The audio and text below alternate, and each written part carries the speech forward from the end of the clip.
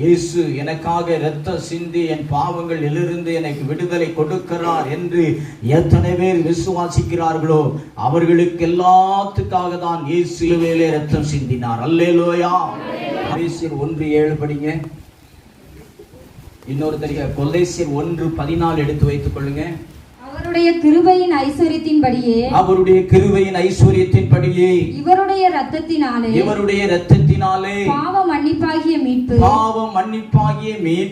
இவருக்குள் நமக்கு உண்டாயிருக்கிறது. அல்லேலூயா. எல்லாரும் சேர்ந்து கையை வைத்து அந்த வசனம் சொல்லுவோம். அவருடைய கிருபையின் ஐஸ்வரியத்தின்படியே இவருடைய இரத்தத்தினாலே பாவ மன்னிப்பாகிய மீட்பு இவருக்குள் நமக்கு உண்டாயிருக்கிறது. அல்லேலூயா. கொலோசியர் 1:14 வசனம். அவருக்குள் அவருடைய இரத்தத்தினாலே பாவ மன்னிப்பாகிய மீட்பு நமக்கு உண்டாயிருக்கிறது. அல்லேலூயா. நல்ல கை வைத்து சொல்லுங்க. அல்லேலூயா. அவருடைய இரத்தத்தினாலே அவருக்குள் பாவ மன்னிப்பின் ரட்சிப்பு மீட்பு நமக்கு உண்டாயிருக்கிறது. எத்தனை பேர் விசுவாசிக்கீங்க? அல்லேலூயா. இது எத்தனை பேர் விசுவாசிச்சாலும், எந்த இடத்திலிருந்து விசுவாசிச்சாலும், எந்த நிலையிலிருந்து விசுவாசிச்சாலும், இதோ இயேசுவின் ரத்தம் சகல பாவங்களிலிருந்து நம்மை விடுவிக்கிறது என்று வேதம் சொல்லுகிறது. 1 யோவான் 1:7 வசனம் வாசிக்கலாம். அவர் ஒளியில் இருப்பது போல நாமும் ஒளியிலே நடந்தால் ஒருவரோடு ஒருவர் ஐக்கியப்பட்டிருப்போம். அவருடைய குமாரனாகிய இயேசு கிறிஸ்துவின் ரத்தம் சகல பாவங்களையும் நீக்கி நம்மை சுத்திகரிக்கும். அல்லேலூயா. 1 பேதுரு 1:18-19 வாசிக்கலாம். உங்கள் முன்னோர்களால் பாரம்பரியமாக நீங்கள் அனுசரித்து வந்த வீணான நடத்தை நின்று அழிவுள்ள வஸ்துக்களாகிய வெள்ளியினாலும் பொன்னினாலும் மீட்கப்படாமல் குற்றமில்லாத மாசற்ற ஆட்டுக்குட்டியாகிய கிறிஸ்துவின் விலையேறப்பெற்ற இரத்தத்தினாலே மீட்கப்பட்டீர்கள் என்று அறிந்திருக்கிறீர்கள். பிரியமானவர்களே, உங்க முன்னோருடைய வீணான நடத்தையின் உண்டான கிரியை அப்படின்னு என்னது? அவங்க செய்த பாவம். நீங்க ஒரு பெரிய பாவம் செய்யல, நான் ஒரு பெரிய பாவம் செய்யலையே அப்படின்னு நீங்க சொல்லிடலாம், இருக்கலாம். ஆனா முன்னோர்கள் அறியாது செய்தது இருக்குது, தெரிஞ்சு செய்தது இருக்குது. ஏதோ அந்த பாவம் வீணான நடத்தை. அதாவது என்னன்னா, தாங்கள் இன்னைக்கும் எவ்வளவு சொன்னாலும், சுவிசேஷம் சொன்னாலும் கேட்காம மூட நம்பிக்கைகளை தீவிரமாயிருக்கிறாங்க, விக்கிரக வழிபாட்டுல தீவிரமாயிருக்கிறார்கள். இதெல்லாம் வீணான நடத்தை. தங்கள் புத்தியில பல காரியங்களை பரிகாரமாக அதை செய்யணும், இதை செய்யணும், என் பாவம் மன்னிக்கப்பட அந்த பரிகாரம் இந்த பரிகாரம் இல்ல. வீணான நடத்தையினால உண்டான பாவம் என்னன்னா சாபமா மாறும். பாவம் என்னவா மாறும்? சாபம். சுவிசேஷத்தை கேட்காம, வசனத்தை கேட்காம, கர்த்தரை நோக்கி திரும்பாம, அவர் எனக்காக சிலுவையில் அடிக்கப்பட்டார், எனக்காக நொறுக்கப்பட்டார், என் மீறுதல்களுக்காக அவர் காயப்பட்டார், என் பாவம் மன்னிக்கப்படும்படியாக அவர் ரத்தம் சிந்தினார் என்று நான் விசுவாசிக்காத ஒரு மனுஷனாக, கர்த்தருடைய கிருபையை ஏற்றுக்கொள்ளாம, கர்த்தர் வரக்கூடிய ரட்சிப்பை விசுவாசிக்காம, அந்த ரட்சிப்பு எப்படி கிடைத்தது என்பதை நான் அறியாம, என் பெயர் கிறிஸ்தவனாவே எப்படி இருக்கிறேன் நான், சிலர் அப்படிதான், எப்படி அந்த ரட்சிப்பு? ஞானஸ்தானம் வாங்கி கிறிஸ்தவரா இருக்கிறவங்க எல்லாரும் பரலோகம் போக முடியாது.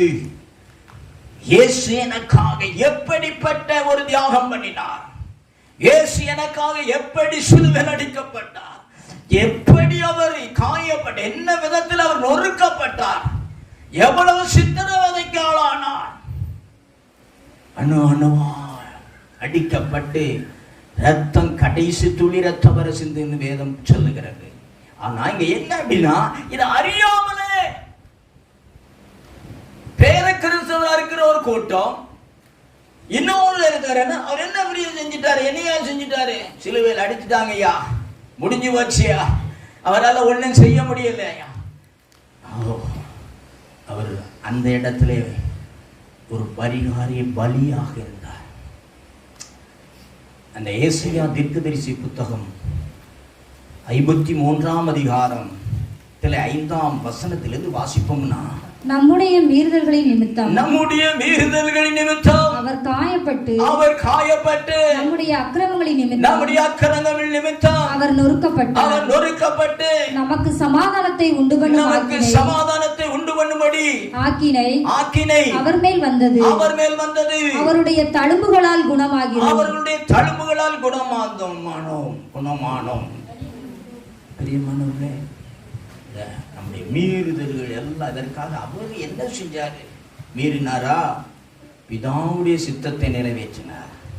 பிதாவுடைய சித்தத்தின்படி இந்த உலகத்துக்கு அனுப்பப்பட்டார். யாரும் செய்ய முடியாத ஒரு காரியம் என்னன்னா, ஏதோ கொல்கதா என்கிற கல்வாரியிலே அவர் சிதோ ஆட்டுக்குட்டியானவராய் பலியானார். 7ஆம் வசனம் வாசிமா. 7ஆவது வசனம். அவர் நெருக்கப்பட்டும் ஒடுக்கப்பட்டும் இருந்தார். ஆனாலும் தம்முடைய வாயை அவர் திறக்கவில்லை. அடிக்கப்படும்படி கொண்டு போகப்படுகிற ஒரு ஆட்டுக்குட்டியை போலவும் தன்னை மயிர் கத்தரிக்கிறவனுக்கு முன்பாக சத்தமிடாதிருக்கிற ஆட்டை போலவும் அவர் தம்முடைய வாயை திறவாதிருந்தார். ஆட்டுக்குட்டி ஆடை அடிக்கிற இறைச்சி கடைக்காரன், மட்டன் கடைக்காரன் அடிக்க கொண்டு போவான். இந்த ஆடு என்ன செய்யாது? சத்தமே போடாது. உலகத்தில் எல்லா மிருகங்களை விட ஒரு சாந்தமான மிருகம் ஆடு. ஆட்டுக்குட்டியை போல் மாத்திரமல்ல, ரோமம் கத்தரிக்கிறவன் முன்னிலையிலே கத்தாத செம்மறியாக இருந்தார். ரோமம் கத்தரிக்கும் அந்த ஆடு எனக்கு நல்லா கொடுத்துக்கிட்டு இருக்கோம். அப்படி தன்னை விட்டு கொடுத்தாருங்க. அந்த ராத்திரி வேளையில ராபோஜன முடிஞ்சு ராத்திரி கஸ்டமர் ஜபக்கோரத்துல போய் நின்று ஜபம் பண்ணி அவர் நின்ன பொழுது அவரை பிடிக்க வந்தாங்களே பாருங்க, சேவகர்கள், ஜனங்கள், ஆசாரியர்கள் எல்லாரும் வந்தாங்க. பட்டயத்தோடும் ஈட்டியோடும் தடியோடு வந்தார்கள் என்று சொல்லப்படுகிறது. அவர்கள் பிடித்து இழுத்து கொண்டு போனாங்க. அவர் போதகர் என்று அவர்கள் அங்கே நினைக்கவில்லை. பிடித்து இழுத்து கொண்டு போனார்கள். அங்க கொண்டு போய் என்ன செய்தார்கள்னா, அவர் மேல முள்முடி அடிச்சாங்க, சிவப்பு அங்கிய மேல போட்டாங்க, அவர் மேல முகத்துல காரி துப்புனாங்க, யூதாவின் ராஜாவேன்னு சொல்லி கேவலப்படுத்தினாங்க. சொல்லி ராஜா தான் அவரு. ஆனா என்ன செய்யறான்? சிவப்பங்கி மேல முள்மூடிய வச்சு காரி துப்பிட்டு சொல்ல அடிக்கிற, கன்னத்துல அடிச்சுட்டு சொல்லுவான். யார் அடிச்சாலும் சொல்லுவோம், ஞான சிருஷ்டிக்காரரே சொல்லுங்க. எவ்வளவு கொடூரமான காரியம், வேதனை. பொறுமையா இருந்தாரு, சகித்திருந்தாரு, எதிர்த்து ஒண்ணும் பேசல.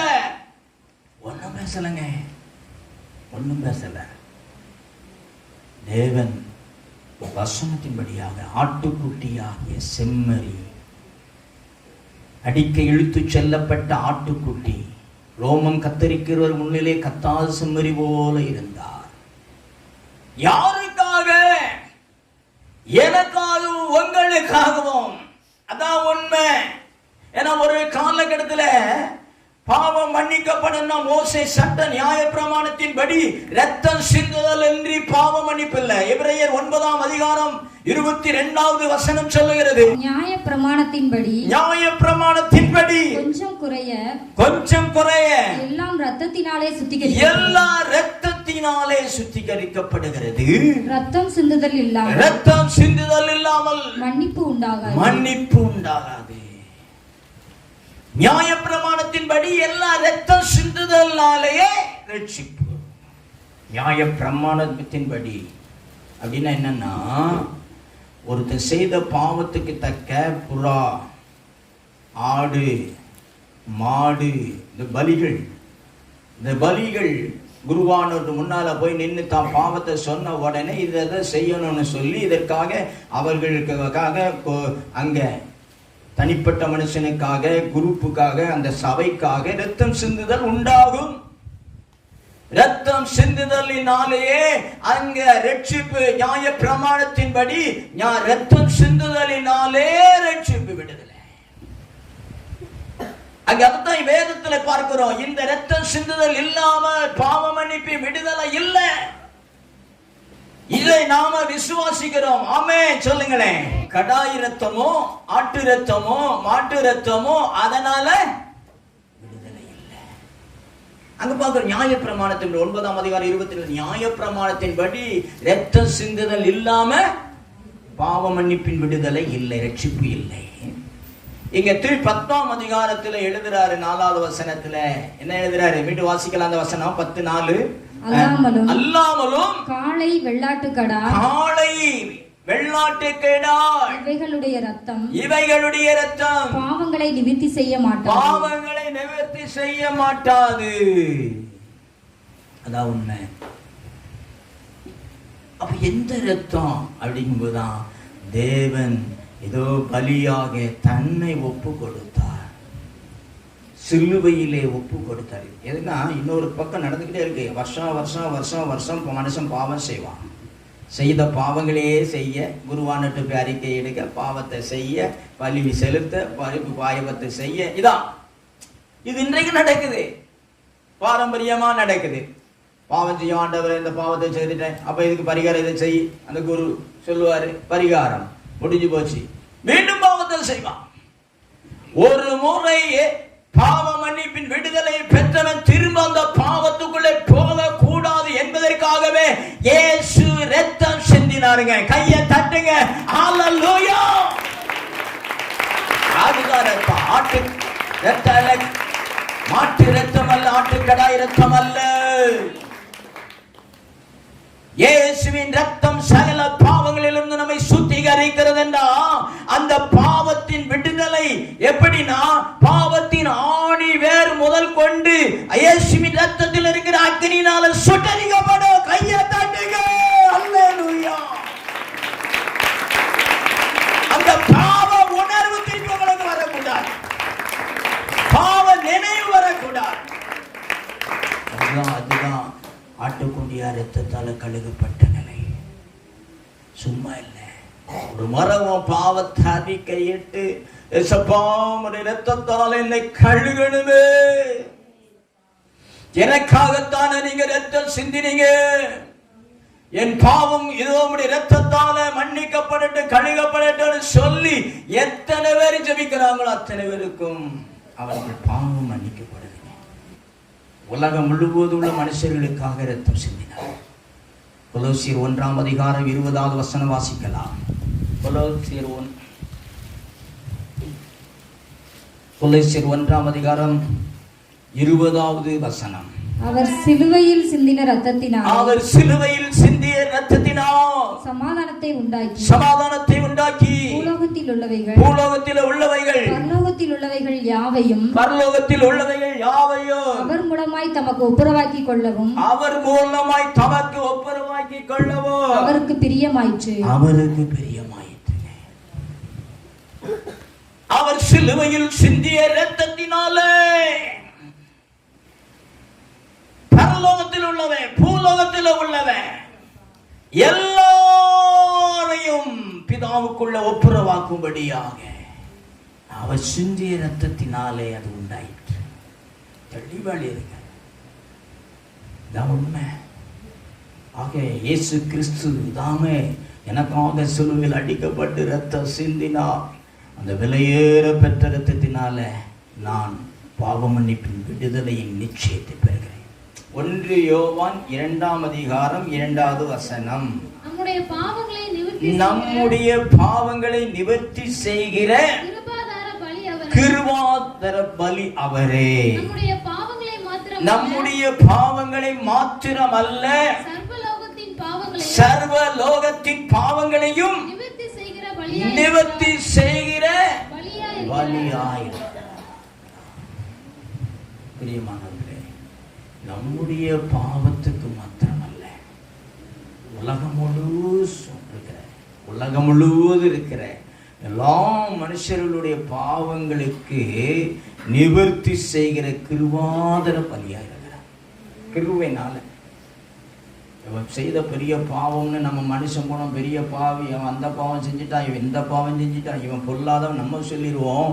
ஆனால் தேவன் பாருங்க, அவருடைய கிருபையினால நம்ம பாவங்களை மன்னிக்கும்படியாக அவர் கல்வாரியில பலியானாரே. அந்த இதை தான் சொல்லுது, நம்முடைய பாவங்களுக்கு மாத்திரம் அல்ல, எல்லா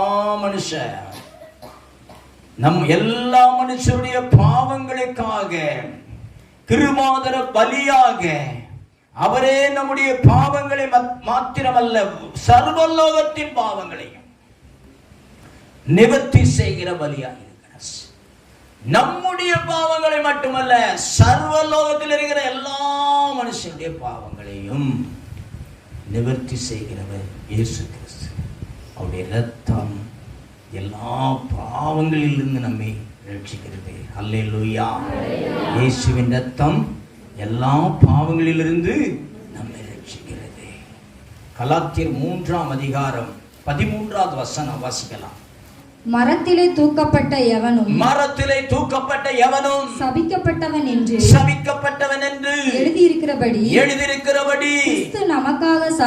கிறிஸ்து நமக்காக சாபமாகி நியாயப்பிரமாணத்தின் சாபத்திற்கு நம்மை நீங்களாக்கி மீட்டுக் கொண்டார். அல்லேலூயா. மரத்திலே தொங்கவிடப்பட்டவன், மரத்திலே தொங்கவிடப்பட்ட சபிக்கப்பட்டவன் இருக்கிற நியமம். நீ அப்படியான மனுஷன் அந்த ராஜ்யத்துல அன்றைக்கு இஸ்ரவேல் தேசத்துல, அதான் உண்மை. மரத்துல தொங்கவிடப்பட்டவன், சிலுவையில தொங்கவிடப்பட்ட அடிக்கப்பட்டவன், வந்து சபிக்கப்பட்டவன் நீதி இருந்தது. அதை மாற்றும்படியாக தேவன் நமக்காக என்ன செய்தார்? சாபம். சிலுவையில் அடிக்கப்பட்டான்னு ஏதோ ஒன்றும் இல்லைங்க.